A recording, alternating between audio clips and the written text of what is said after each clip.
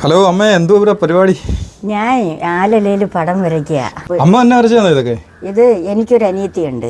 ഞാനും എൻ്റെ അനിയത്തിയും കൂടെ വരയ്ക്കണ പടങ്ങളാണ്. ആണോ? എനിക്ക് വിശ്വസിക്കാൻ പറ്റത്തില്ല കേട്ടോ. എൻ്റെ പേര് ഗിരിജ. നെടുമങ്ങാട് താലൂക്കിൽ താന്നിമൂട് എന്നുള്ള ജംഗ്ഷനിൽ അവിടെ നിന്ന് ഉയരോട്ട് വരുമ്പം തേക്കൻകാട് എന്ന് പറയുന്ന ഒരു സ്ഥലത്ത് എൻ്റെ താമസം. എൻ്റെ അനിയത്തി മരിച്ചതിന് ശേഷം ഞാൻ ഒറ്റയ്ക്ക് വരയ്ക്കും. പിന്നെ എനിക്കൊരു മോളുണ്ട്. ആ മോള് നല്ലവണ്ണം വരയ്ക്കുകയും ഞങ്ങളെ സഹായിക്കുകയും ചെയ്തിട്ടുണ്ട്. എനിക്ക് ഏറ്റവും ഇഷ്ടപ്പെട്ടത് ഞാൻ ആരാധിക്കുകയും സ്നേഹിക്കുകയും ബഹുമാനിക്കുകയും ചെയ്യുന്ന ഈ തിരുഹൃദയമാണ് എനിക്ക് ഏറ്റവും ഇഷ്ടപ്പെട്ട എൻ്റെ ദൈവവും ഗുരുനാഥനും എല്ലാം ഇതാണ്. അങ്ങനെ വരച്ച പടങ്ങളിൽ വെച്ച് ഏറ്റവും ഇഷ്ടപ്പെടുന്നത് ഇത് ആണ്. അമ്മ എങ്ങനെ ഈ ഒരു മേഖലയിലേക്ക് വന്നത്? ഞങ്ങൾ ഈ മേഖലയിൽ വന്നത് പിന്നെ ഇവിടെ മണ്ഡപത്തുൻ മേള എന്ന് പറയുന്ന ഒരു സ്ഥലത്ത് ചാരിറ്റബിൾ സൊസൈറ്റി എന്ന് പറയുന്ന ഒരു സ്ഥാപനം തുടങ്ങി. ആ സ്ഥാപനം തുടങ്ങിയിട്ട് അച്ഛൻ ഗബ്രിയേൽ, ബ്രദർ ടോം ബ്രദർ, ജർമ്മനിക്കാരനാണ് ബ്രദർ. ഇവർ ഈ പാവപ്പെട്ടവർക്ക് വേണ്ടിയിട്ട് അവിടെ തൊഴിലവസരങ്ങൾ ചെയ്യുമായിരുന്നു. അങ്ങനെ ഇവിടുന്ന് അവിടെ പോയി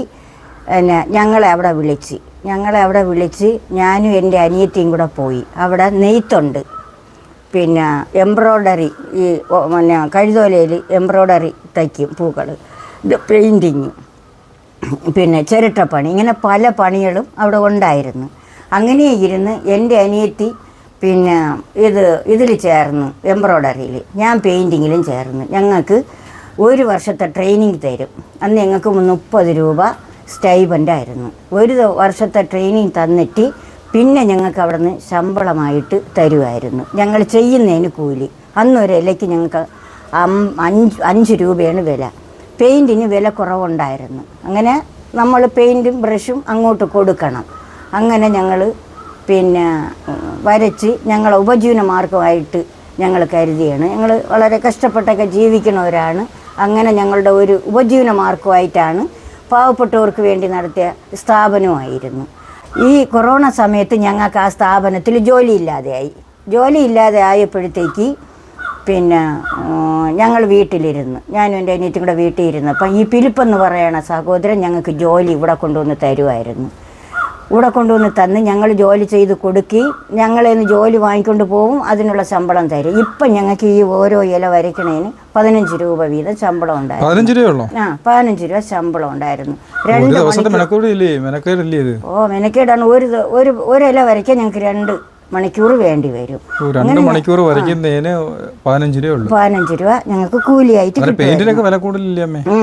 ഒരു ട്യൂബ് പെയിന്റ് ഇപ്പം വാങ്ങിക്കണമെങ്കിൽ 250 തൊട്ട് 300 വരെ. ഈ ബ്രഷിനെല്ലാം ഇപ്പം 35-25 രൂപ വില. അന്ന് ബ്രഷിനൊക്കെ 1 രൂപ 2 രൂപ വിലയേ ഉള്ളായിരുന്നു ഞങ്ങൾ പോണ അവസരത്ത്. അങ്ങനെ ഇരുന്ന് വരച്ചുകൊണ്ടിരുന്നപ്പോഴത്തേക്ക് കൊറോണ സമയത്ത് ഇവിടെ കൊണ്ടുവന്ന് ഞങ്ങൾക്ക് തന്നുകൊണ്ടിരുന്നു. അങ്ങനെ ഇരുന്ന് എൻ്റെ അനിയത്തിക്ക് ഹാർട്ടിന് അസുഖം ഉണ്ടായിരുന്നു. അവൾ കൂലി വേലയ്ക്കൊക്കെ പോകുമായിരുന്നു. തൊഴിലുറപ്പിന് അല്ലാതെ വിളപ്പണിക്കൊക്കെ എൻ്റെ അനിയത്തി പോകുമായിരുന്നു. അങ്ങനെ പൊയ്ക്കൊണ്ടിരുന്നപ്പോഴത്തേക്ക് എൻ്റെ അനിയത്തിക്ക് ഹാർട്ടിന് അസുഖമായിരുന്നു. പിന്നെ ഈ 2023 ജൂലൈ മാസം അവൾ മരിക്കണം. അവൾ മരിച്ചതിന് ശേഷം ഞങ്ങളെ സഹായിച്ചുകൊണ്ടിരുന്നത്, നിങ്ങൾക്ക് 2 മക്കൾ ഞങ്ങളെടുത്ത് വളർത്തിയായിരുന്നു. ഞങ്ങൾക്ക് വിവാഹിതരല്ല, ഞാനും എൻ്റെ അനിയത്തിയും വിവാഹിതരല്ല. ഞങ്ങളങ്ങനെ എടുത്ത് വളർത്തിയായിരുന്നു. മൂത്തമ്മൻ റോബർട്ട് വെൽഡിങ് വർക്ക്ഷോപ്പിൽ ജോലി ചെയ്യണം. ഭാര്യ അജിത, അവൾ ഇവിടെ ബേക്കറിയിൽ പോകും. മോയ് പിന്നെ റോജൻ 4ാം സ്റ്റാൻഡേർഡിൽ പഠിക്കണം. കാറ്റിങ്ങിലെല്ലാം അവന് പിന്നെ നാഷണൽ അവാർഡ് ബോംബെയിൽ വെച്ച് 1ാം സ്ഥാനം കരസ്ഥമാക്കിയിട്ടുണ്ട് 2 തീരെയായിട്ട്. ഇത് തയ്യാറാക്കി എടുക്കണം എങ്ങനെയെന്ന് വെച്ചാൽ ആല് തെളുത്ത് 3 നല്ല പച്ചക്കളർ വരും. നല്ല പച്ചക്കളറായി ഇലയ്ക്ക് വരണ സമയത്ത് അതിൻ്റെ കൊമ്പ് വെട്ടിയെടുത്തിട്ട് അതിൻ്റെ ഇല വളരെ സൂക്ഷിച്ചാണ് എടുക്കാൻ. കാരണം എന്തെന്ന് വെച്ചാൽ ഇതിൽ വെള്ള പാടില്ല, ഇത് വരാൻ പാടില്ല, സുഷിരങ്ങൾ വരാൻ പാടില്ല, പുഴുക്കൾ കടിക്കാൻ പാടില്ല, ഇവിടുത്തെ ഞെട്ട് കീറാൻ പാടില്ല. നമ്മൾ അടർത്തി എടുക്കുമ്പോഴത്തേക്ക് ഇതിൻ്റെ ഞെട്ടിങ്ങനെ അടരാൻ പാടില്ല. അപ്പോൾ അങ്ങനെ വളരെ ശ്രദ്ധിച്ചെടുത്തതിന് ശേഷം വലിയ ടാങ്ക് കെട്ടും. ടാങ്ക് കെട്ടിയതിന് ശേഷം അതിനകത്ത് ഈ ഇല വാരി അടുക്കും. വാരി അടുക്കിയതിന് ശേഷം പിന്നെ പൈപ്പിലൂടെ വെള്ളം ഈ ടാങ്കിൽ കൊടുത്ത് നിറച്ചിടും. എന്നിട്ട് അതിൻ്റെ മീതെ ഈ ഇല അമന്ന് കിടന്നിട്ട് ഇതിടും. പിന്നെ കൊതുക് ഇറങ്ങി മുട്ടയിടാതിരിക്കാൻ ഇത് കൊതുക് വല ഇട്ടിട്ട് വെള്ളം ഇങ്ങനെ കളഞ്ഞുകൊണ്ടിരിക്കും. അപ്പോൾ ഇതിൻ്റെ ഈ പച്ച കളർ കംപ്ലീറ്റ് പോകുമ്പോൾ ഈ ഇല ഇങ്ങനെ എടുക്കുമ്പോൾ ഇതിലൊരെണ്ണം വെള്ളപ്പാടുണ്ട്. വെള്ളപ്പാട് ഇങ്ങനെ അതിൽ തന്നെ ഇരിക്കും. അത് ചെറിയ ബ്രഷുണ്ട്, ഒരെണ്ണം ബ്രഷ്. അതായത് ഇങ്ങനെ നമ്മൾ തൂക്കുന്ന സമയത്ത് ഇലയ്ക്ക് കേട് വരാതെ ഇരിക്കുന്നതിന് വേണ്ടിയിട്ട് നല്ല രീതിയിൽ ഇത് ചെയ്യാൻ വേണ്ടി പിന്നെ ഇത് എടുത്തിട്ട് വെയിലത്തിട്ട് ഉണക്കിക്കൂടാ. കാരണം വെയിലത്തിടുന്ന സമയത്ത് ഇല മടങ്ങി ചുരുങ്ങി പോകും, നമുക്ക് പ്രിൻ്റ് ചെയ്യാൻ പറ്റൂല. അത് മുറിക്കകത്ത് ഇട്ട് അത് ഉണക്കിയെടുക്കുക. എന്നിട്ട് അത് അടക്കി പറക്കിയിട്ട് എൻ്റെ കൈവശം ഇരിക്കുന്ന ഇല ഈ കളറിലാണ് വരയ്ക്കേണ്ടത്. ഈ കളറിൽ വരയ്ക്കണം. ഇതാണ് എൻ്റെ കയ്യിൽ ഇരിക്കുന്ന ഇലയുടെ ഈ കളറിലാണ് വരയ്ക്കേണ്ടത്. അപ്പോൾ ഇത് നമുക്ക് ഇത് നമ്മൾ വരച്ച് വയ്ക്കുമ്പോഴത്തേക്ക് ഓർഡറുകൾ വരും. കൂടുതൽ ഇതിൻ്റെ സെയിൽസ് നടക്കുന്നത് വിദേശ രാജ്യങ്ങളിലാണ്. പിന്നെ കച്ചവടം ഇത് തുടങ്ങിയിരിക്കണം നമ്മളെ കോവളത്താണ്. ഇത് ആളുകൾ നമ്മളെ സ്ഥാപനങ്ങളിൽ വരും. പിന്നെ നമ്മളിവിടെ ആൽബം ഉണ്ടാക്കി വെച്ചിട്ടുണ്ട്. ആ ആൽബത്തിൽ നോക്കി ഇഷ്ടപ്പെട്ട ജോലികൾ പറയും. പറഞ്ഞതിന് ശേഷം ഇപ്പം ഞങ്ങൾക്കിപ്പം ഗണപതിയുടെ 10 ഇല, കൃഷ്ണൻ്റെ ഇത്ര ഇല. അപ്പോൾ ഞങ്ങൾ ഇതിനെല്ലാം അവിടെ ഒരു ആൽബം ഉണ്ടാക്കിയിട്ടുണ്ട്. ആ ആൽബത്തിൽ നമ്പറുകൾ വയ്ക്കും, 1 2 3 4 5 എന്ന്. അപ്പോൾ നമുക്ക് ഈ വരണൊരു നമ്പർ എഴുതും. ഇത്ര നമ്പരല്ല ഇത്ര ഇല, ഇത്ര നമ്പർ ഇത്ര ഇല, ഇങ്ങനെ എഴുതിയിട്ട് അവർ ഇതിഞ്ഞ് തരും. ഞങ്ങൾ എന്ത് ചെയ്യും? അതിന് പ്രത്യേക ആളുണ്ട്, ഞങ്ങളല്ല ചെയ്യേണ്ടത്. അതിങ്ങനെ വയ്ക്കും, ഇതുപോലെ വയ്ക്കും. ഇതുപോലെ കാർബൺ ഒട്ടിച്ചിട്ട് ആ കാർബണിൽ ഇല ഒട്ടിക്കും. ഇവിടെയും കൂടെ ഇങ്ങനെ കാർബണിൽ ഇല ഒട്ടിക്കും.